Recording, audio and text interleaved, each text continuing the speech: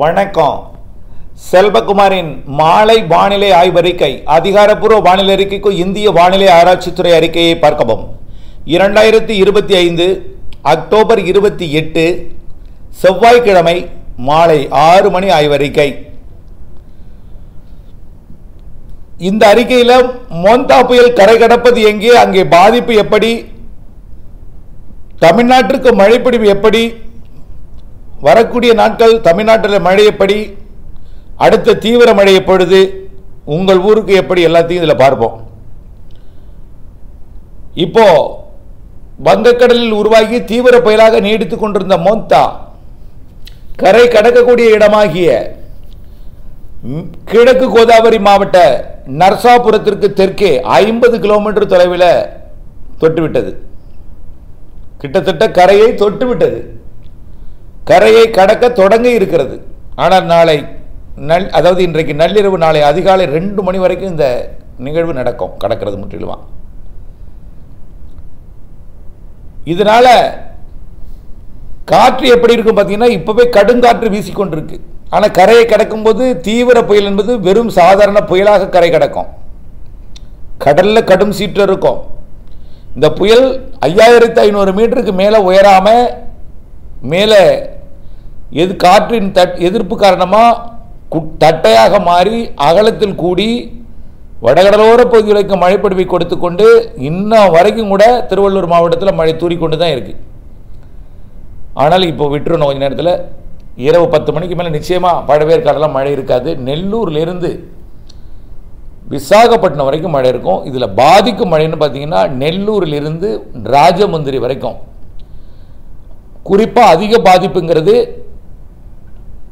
இந்த நிகழ்வால் கரை கடந்த பிறகு இப்போ எப்படி புயலுக்கு கரையிலேருந்து தரையிலேருந்து காற்று போகுதோ, இப்போ பாருங்க, பீமாவரம், நர்சாபூர், ஏலூர், குடிவாடா, ஆக்கிவீடு, விஜயவாடா மற்றும் கைக்கலூர், ராஜமுந்திரி மற்றும் ராசோல், பாலக்கோல், அப்படியே பார்த்தீங்கன்னா அமலாபுரம், ஏனாம், காக்கிநாடா, இது எல்லாமே தாளரேவு, இங்கெல்லாம் பார்த்தீங்கன்னா ஏனா எல்லாம் கடும் காற்று வீசிட்டு இருக்கு. அதே போல் ஓங்கோல், காவாலி, தெனாலி எல்லாமே கடுங்காற்று. இப்போ இந்த காற்றோட பாதிப்பு எங்க இருக்குன்னு பார்த்தீங்கன்னா, கிழக்கு கோதாவரி மாவட்டம், அதாவது காக்கிநாடாவை தலைநகரமாக கொண்ட கிழக்கு கோதாவரி மாவட்டம் மற்றும் காற்று பாதிப்பு உள்ள இடம். அது காற்றுன்னு பெரும் பாதிப்பில் 75-80 தான். இப்போ அடிக்கிற காற்று தான் புயல் கரையை கிடக்கும் போது அடிக்கும். இப்போ புயலுக்கு போது காற்று, அப்புறம் புயல் கரையை கிடக்கும் போது அதே வேக காற்று தான் இருக்கும், செயலிலிருந்து கிடக்கும். புயல் கரையில் கடலோரமாக இருக்கிறதுனால வலுவாக ஈர்க்கிறது காற்றை. இப்போ இந்த மழைப்பொழிவோடு குட்டியை அடி சாய்ந்து கொண்டு காற்றடிக்கிறது. மழைப்பொழிவும் தொடங்கி இருக்குது. அந்த இது வரைக்கும் அங்கே மழையில் இப்போ மழையும் காற்றும் இருக்குது. எது கிழக்கு கோதாவரியில். கிழக்கு கோதாவரியில் காற்றோடு போயிடும். ஆனால் இந்த மேற்கு கோதாவரி இருக்கு பாருங்க, காற்று பாதிப்பும் மழை பாதிப்பும் உண்டு. காற்றுல 75-80 தான் காற்று. மழை வெள்ளம் எங்கெங்கெல்லாம் வெள்ளம் பார்த்தீங்கன்னா, ராஜமுந்திரி, நர்சாபூர், பீமாவரத்துக்கு மேற்கே தான், அதாவது மேற்கு கோதாவரி மாவட்டம் மற்றும் கிருஷ்ணா மாவட்டம் தான் பாதிப்பு. ஏலூர், குடிவாடா, ஆக்கிவீடு, விஜயவாடா, கைக்கலூர் இந்த பகுதிகள் மற்றும் ஓங்கோல், தெனாலி, காவாலி, மசூலிப்பட்டினம், ரேப்பள்ளி இந்த பகுதியெல்லாம் அதிக பாதிப்பை ஏற்படுத்தும். கிருஷ்ணாவோட பகுதிகள், கிருஷ்ணா நதி பாயக்கூடிய பகுதி, கோதாவரி பாயக்கூடிய பகுதியில் காற்று பாதிப்பு, அதுவும் கோதாவரியோட கிளை நதி பாயக்கூடிய பீமாவரம், நர்சாபூர் பகுதியில் தான் கிடக்குது. ஆனால் அங்கே காற்று பாதிப்பு, வெள்ள பாதிப்பு இருக்கும். அதிக வெள்ள பாதிப்புனா விஜயவாடா, இந்தியாவோட ஒரு பெரிய மாநகரத்துலேயும் ஒரு விஜயவாடா ஒன்று. இப்போ 150 ரயில்கள் ரத்து. நம்ம சொல்லியிருந்தோம் பார்த்தீங்களா, ரயில் போக்குவரத்து முற்றிலும் 150 ரயில்கள் ரத்து. எல்லா ரயிலும் விஜயவாடா போகவே முடியாது. டெல்லி போகிறனால விஜயவாடா தான். விஜயவாடாவில் 22 பிளாட்ஃபார்ம் இருக்குது. அந்த அளவுக்கு பெரிய ரயில்வே ஸ்டேஷன் 16 இருந்தது கூடி இருக்கு. ஆகவே அந்த அளவுக்கு பெரிய பிளாட்ஃபார்ம் கொண்ட இந்த விஜயவாடா வெள்ளத்தால் சிக்கி இருக்கிறது. இப்போவே தொடங்கிடுச்சு. அதாவது ரேப்பள்ளி, சிராலாவில் கடந்த 2 மணி நேரமாக 25 சென்டிமீட்டர் பெஞ்சிருக்கும்னு நினைக்கிறேன். அந்த அளவுக்கு மழை கொட்டிகிட்டு இருக்கு. ரேப்பள்ளி, சிராலாவில் குறைஞ்சது 15 சென்டிமீட்டருக்கு மேலே பெஞ்சிருக்கும் 2 மணி நேரத்திலேயே பெய்து கொண்டிருக்கு. இப்போ இன்றைக்கு விடிய விடிய பெய்ய போகுது, விடிந்து பெய்யும். இந்த மழைப்பொழிவு அப்படியே உள்ளே நிகழ்வு உள்ளே கடந்து ஆழ்ந்த காற்றழுத்த தாழ்வு மண்டலமாக போய் ராமகுண்டத்துக்கு போகும். புயலிலிருந்து செயலிலிருந்து ராமகுண்டத்தில் ஆழ்ந்த காற்றழுத்த தாழ்வு மண்டலமாக இருக்கும். ராமகுண்டம், கம்மம், வரங்கல், நல்கொண்டெல்லாம் புயலாக தான் போகும்.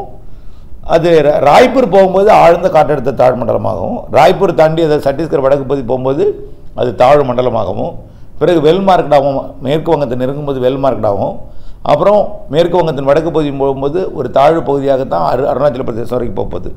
நிகழ்வோட பாதிப்பு எங்கெங்கன்னு பார்த்தீங்கன்னா ஆந்திர பிரதேசம், சத்தீஸ்கர், மகாராஷ்டிராவோட நாக்பூர் பகுதி மற்றும் மத்திய பிரதேசத்தோட பகுதி, உத்தரப்பிரதேசத்தோட சில பகுதிகள், பீகாரோட பகுதி, அப்புறம் மேற்கு வங்கத்தோட டார்ஜிலிங் உள்ளிட்ட மலைப்பகுதி, மேற்கு வங்கத்தோட வடக்கு பகுதி, அஸ்ஸாம், மேகாலய பகுதி, அருணாச்சல பிரதேச பகுதி, இது வரைக்கும் மழைப்பொழிவு கொடுத்து 3ஆம் தேதி செயலிழக்கும். அதுக்கப்புறம் தான் நமக்கு நிகழ்வு உருவாகும். அதுக்கப்புறம் தான் மழைப்பொழிவு 4ஆம் தேதியிலேருந்து. இதில் அரபிக்கடலில் ஒன்று இருந்தது பார்த்தீங்களா, அது ஆழ்ந்த காற்றழுத்த தாழ்வு மண்டலமாக தீவிரமடைஞ்சிருச்சு. இப்போ அடுத்தது புயலாக மாறி அல்லது ஆழ்ந்த காற்றழுத்த தாழ்வு மண்டலமாகவோ 2ஆம் தேதி குஜராத் கிடக்கும். குஜராத் கடந்து அதுவும் இமயமலை ஒட்டி வரைக்கும் போகும். ஒரு 2 நிகழ்வு அடுத்தடுத்து கடந்து இது 2 செயலிழந்த பிறகு தான் நம்மளுக்கு நிகழ்வு உருவாகும். அது வரைக்கும் கொஞ்சம் வறண்ட வானிலை. இந்த வறண்ட வானிலையாக இருந்தாலும் இப்போ பெய்து கொண்டிருக்கூடிய சென்னையில் உள்ள அந்த வட சென்னை மற்றும் பழவேற்காடு வரைக்கும் உள்ள அந்த இடைப்பட்ட அந்த பகுதியில் கூடிய மழை அப்படியே தூறலாக இருக்குது, அப்படி நின்றுடும். அடுத்தபடி பார்த்திங்கன்னா நாளை எல்லா மாவட்டங்களுக்கும் வெயில், காலையில் நல்ல வெயில், சுடும் வெயில் நாளைக்கு எல்லா மாவட்டங்களுக்கும். ஆக இந்த வெயில்னால நாளைக்கு என்ன ஆகுன்னா வெப்பத்தால் காற்று லேசாகி மேலெழுந்து நிகழ்வுக்கு காற்றும் போகும். அதனால் வெப்பத்தால் லேசான மேகத்தை வந்து மேலெழுந்த நீராவியை குளிர்வித்து நாளைக்கு மதுரை, சிவகங்கை, ராமநாதபுரம், புதுக்கோட்டை, திண்டுக்கல் மாவட்டத்தோட நத்தம் பகுதி, திருச்சி மாவட்டத்தோட தெற்கு பகுதி, புதுக்கோட்டை மற்றும் டெல்டா மாவட்டங்கள்லாம் நாளை மாலையில் மழை வாய்ப்பு இருக்குது. ஆங்காங்கே மாலையோ முன்னிரவோ இடிமழை இருக்கும். வேதாரண்யம், நாகப்பட்டினம் வரைக்கும் அந்த மழை இருக்கும் நாளைக்கு. பிற இடங்களில் பெருசாக தெரியல. அப்படி இருந்தால் மலைகள் இருக்கக்கூடிய மரங்களால் குளிர்வித்து மழை பொழிவை கொடுக்கும் ஆங்காங்கே. அப்போ இந்த மழை நாளைக்கு இருக்குன்னு நாம் ஏற்கனவே காலையிலையும் சொல்லியிருக்கிறேன், தெரியுதுங்களா. அடுத்தபடியாக பார்த்தீங்கன்னா இந்த நிகழ்வுக்கு அப்புறம், அதாவது நாளைக்கு தேதி 29ஆம் தேதி மாலை இரவு மழை சொல்லியிருக்கிறேன். அரை மணி நேரம் தான் இருக்கும், பெருசாக இருக்காது. இடிமின்னலோட மழை இருக்கும். பகலில் கடும் வெயில் இருக்கும். கடந்த சில நாட்களாக நீங்கள் சூரியனை பார்க்காமல் இருந்து நாளைக்கு கண் கூசும் அளவிற்கு வெயில் இருக்கும் காலையில், சென்னைக்கும் எல்லா இடத்துக்கும். அடுத்தது மழைனா 4ஆம் தேதியிலிருந்து காற்று சுழற்சியின் காரணமாக வெப்பச்சலன மழைப்பொழிவு வடமேற்கிலிருந்து நீராவி காற்று வரும். அது கர்நாடக எல்லையோரம், ஆந்திர எல்லையோரத்தில் மழைப்பொழிவை தொடக்கும். மாலை இரவு மழைப்பொழிவு தான் முதல்ல. அப்புறம் கர்நாடக எல்லையோரத்தில் தொடங்க 4ஆம் தேதி, 5ஆம் தேதி, அப்புறம் 6ஆம் தேதியெல்லாம் உள்ளே வட உள் பகுதிகளுக்கு வரும். அப்புறம் கர்நாடக எல்லையோரத்திலிருந்து ஆந்திர எல்லையோர, கேரள எல்லையோரத்துக்கும் மழைப்பொழிவை 7ஆம் தேதி, 8ஆம் தேதி மேற்கு தொடர்ச்சி மலைப்பகுதிகளுக்கு கொடுக்கும், வெப்பச்சலன இடி மழைப்பொழிவு போல். அப்புறம் தான் கிழக்கு காற்று வரும். அதுக்கப்புறம் தான் தாழ்வு நிலைகள் உருவாகும். அப்புறம் 7ஆம் தேதி, 8ஆம் தேதிக்கு மேலே தான் நமக்கு நிகழ்வுங்கிறது உருவாகும். அதுக்கப்புறம் தான் மழை. ஆகவே ஒரு வாரத்துக்கு ஒரு பெரிய இடைவெளி உங்களுக்கு. நாளைக்கு ஒரு மழை இருக்கான அதில் இடையில. அதுக்கப்புறம் 4ஆம் தேதி, 5ஆம் தேதியிலேருந்து மழை இருக்குது. ஆனால் வெப்பச்சலன இடிமழை தான் எல்லாருமே 4ஆம் தேதி, 5ஆம் தேதி கிடைச்சிடாது. 4ஆம் தேதி, 5ஆம் தேதி சொல்லியிருக்காங்களே எங்களுக்கு மழை வரும்னு நம்பிட்டு இருந்தாதீங்க. வெப்பச்சலன இடிமழைங்கிறது எங்கே? கர்நாடக எல்லையோரம், ஆந்திர எல்லையோரம் தான் முதல்ல. ஒரு கொஞ்சம் கொஞ்சமாக அடுத்தது 5ஆம் தேதி உள்ளே வரும். 6ஆம் தேதி, 7ஆம் தேதி கேரள எல்லையோரத்துக்கு வரும். அப்புறம் தான் வங்கக்கடலோரெலாம் வரும். உடனடியாக வந்துடாது. நிகழ்வு வந்து 6ஆம் தேதிக்கு 5ஆம் தேதி உருவாகி, 5ஆம் தேதியிலேருந்து உருவாகி நம்மளுக்கு இங்கே 7ஆம் தேதி, 8ஆம் தேதி வாக்கில் தான் இங்கே வரும். நிகழ்வு இருக்குது, மழை இருக்குது, அதில் நம்பிக்கை. இடையில வந்து இடைவெளி ஏற்பட்டதுக்கான காரணம் இந்த நிகழ்வு விலகி போன காரணத்தினால. வந்திருந்துன்னா என்ன ஆயிருக்கும்? வந்திருந்துன்னா வெள்ளப்பெருக்கு ஏற்படுத்தியிருக்கோம், அரபிக்கடல் பக்கம் போயிருக்கோம், கிழக்கு காற்று தொடர்ந்து வந்துக்கிட்டே இருக்கும். இப்போ கிழக்கு காற்றை எங்கே எடுத்துகிட்டு போயிட்டு அது கட்டுப்படுத்தி அருணாச்சல பிரதேசத்துக்கு எடுத்துகிட்டு போகுது கிழக்கு காற்று. அது போய் செயலெடுக்கணும். அப்புறம் புது நிகழ்வு உருவாங்க, அங்கே போனது திருப்பும் இங்கே. ஆக சிஸ்டம் வந்து உருவானதான் திரும்பும் இங்கே. அது வரைக்கும் அங்கே போயிட்டுருக்கோம். நிகழ்வு இருக்குது கண்டிப்பாக. இதில் நிறைய மாவட்டங்களுக்கு இடைவெளி தேவைன்னு சொல்லிகிட்டு இருக்கீங்க. இந்த இடைவெளி என்பது பெரிய வரப்பிரசாதம். பெரிய வரப்பிரசாதம் அவர்களுக்கு. இந்த இடைவெளியை பயன்படுத்தி அறுவடை செஞ்சிடலாம், உலர்த்தலாம். இருக்கிற நனைஞ்ச நெல்லெல்லாம் காய வைத்து நல்ல நிம்மதியாக காய போடலாம், உலர்த்தலாம். அதே போல் உலர்த்தலாம், விற்பனை செய்யலாம், அறுவடை செய்ய வேண்டியவங்களாம் செஞ்சிடலாம்.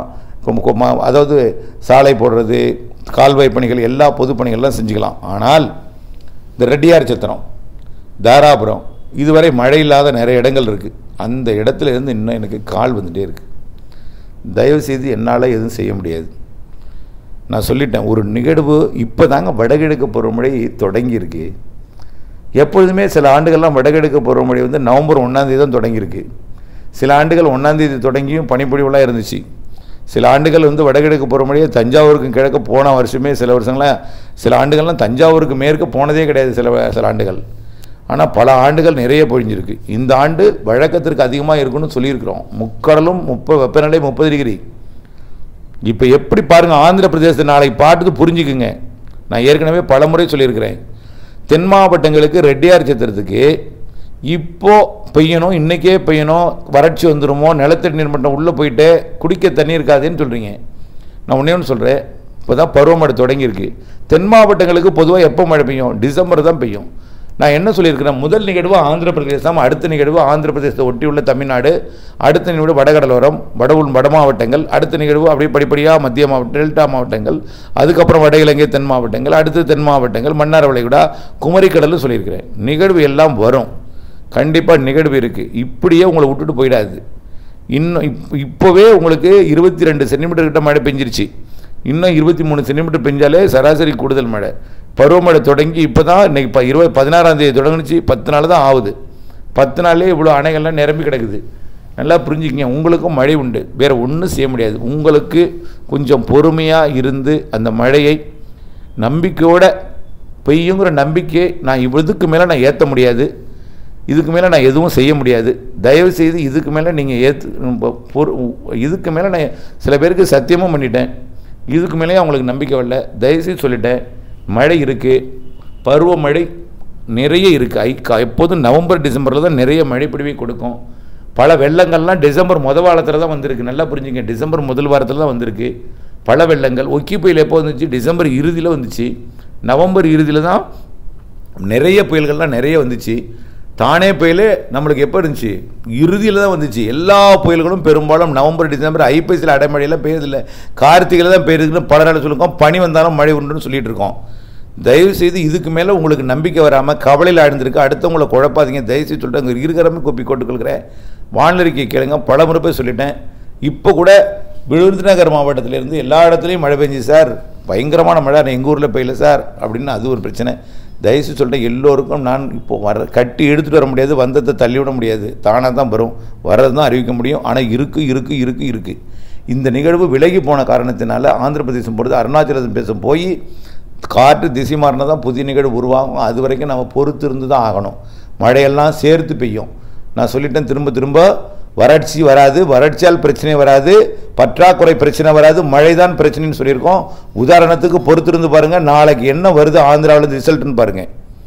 அப்படின்னா என்ன அர்த்தம்னு நீங்கள் புரிஞ்சுங்க. மழை நிறையா இருக்குன்னு அர்த்தம், உங்களுக்கு நமக்கும் இருக்குது. நாளைக்கு பாருங்கள் ஆந்திராவிலேருந்து என்னென்ன வருது ரிசல்ட்டு. 150 ரயில்கள் ரத்து, நாளையோட ரத்தா? மீண்டும் ரயில் பாதை சீரமைச்சு வெள்ள பாதையெல்லாம் சரி செஞ்ச பிறகு தான் ரயிலே ஓட்ட முடியும். அதுக்கு 1 வாரமாக ஆகலாம். பாருங்கள் பொறுமையாக என்ன நடக்குதுன்னு பாருங்கள். அந்தளவிற்கு மழை இருக்குது ஆந்திர பிரதேசத்தில் என்பதையும் தெரியப்படுத்த விரும்புகிறேன். இணைந்திருங்கள் அப்டேட்ஸுடன். அப்டேட்ஸில் இணைந்திருக்கணும். ஏதோ பார்க்குறீங்க, இதுக்கு ஒரு 5 நிமிஷம் செலவு பண்ணுங்கள். வானிலை எல்லாமே மாறுதலுக்கு உட்பட்டது தான். அடுத்த நிகழ்வு எப்போ வருவாங்க, எந்த தேதியில் வருவாங்க, நாளைக்கு சாயந்தரம் மழைன்னு இன்றைக்கி காலையில் தான் அறிவித்தேன். நேற்று பார்த்துட்டு இன்றைக்கி பார்க்காதவங்களுக்கு தெரியாது. அப்போ நாளைக்கு திடீர்னு ஏதாவது ஒரு மாற்றத்தை அறிவிக்கும் போது உங்களுக்கு தெரியாமல் போயிடும். உங்களுடைய விவசாயத்துக்கு உங்களுக்காக நான் உழைத்து கொண்டிருப்பது என்பதை உணர்ந்து இப்போ வெயிலடிக்க போது நாளையிலேருந்து இங்கே வராமல் போயிடாதீங்க. மாறுதலுக்கு உட்பட்டது தான் எல்லாமே. அப்டேட்ஸ் அறிந்து பார்த்துக்க. நிறைய பேருக்கு வாய்நாள சொல்கிறவங்க வீடு போய் சொன்னதும் உண்டு. ஏன்னா அவர்களுக்கு புதிய தகவல் மாறுதல் தெரியணுங்கிறதுனால. ஆகவே நான் உங்கள் வீட்டுக்கு வர முடியாது. அப்டேட்ஸோடு இணைந்திருந்தால் தான் உங்களுக்கு மாறுதல் உங்களுக்கு தெரியும். இணைந்தே இருங்கள் அப்டேட்ஸுடன். நிறைய மழை இருக்குது, பொங்கலையும் தாண்டி மழை இருக்குது, பருவமழை இருக்குதுன்னு சொல்லியிருக்கோம். புரிந்து கொண்டு இணைந்திருந்து அப்டேட்ஸுடன் இணைந்திருக்க அன்போடு கேட்டுக்கொள்கிறேன். நன்றி.